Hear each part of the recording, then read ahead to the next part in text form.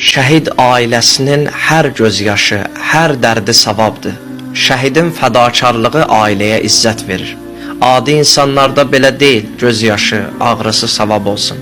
İmam Baqir əleyhissalam buyurur, şəhidin ailəsi onun nemətindən bəhrələnir. Və onların gözyaşı, ağrısı Allah yanında qiymətlidir. Bəhrələnməkdən məqsəd budur ki, Allah şəhid atasını, şəhid anasını həm öz yanında hörmət eləyir, həm də insanların arasında. Göz yaşı, ağrısı savab, həm də ilahi qorunmanın çərçivəsindədirlər.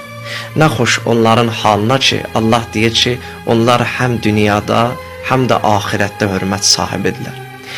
Allah şəhidlər diridir ayəsinin davamında buyurur, "Vəlakin la təşurun", lakin siz bunu bilmirsiniz.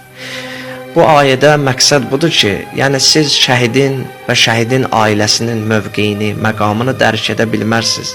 Onlar nə məqamdadılar, nə dərəcədədirlər, nə xoş halına axirətdə də onlar hörmət sahibidirlər. Allah bütün şəhid valideynlərinə səbr versin, övladların İmam Hüseyn əleyhissalama qonaq eləsin, bayrağımızı həmişə bayraqlar içində uca qərar versin.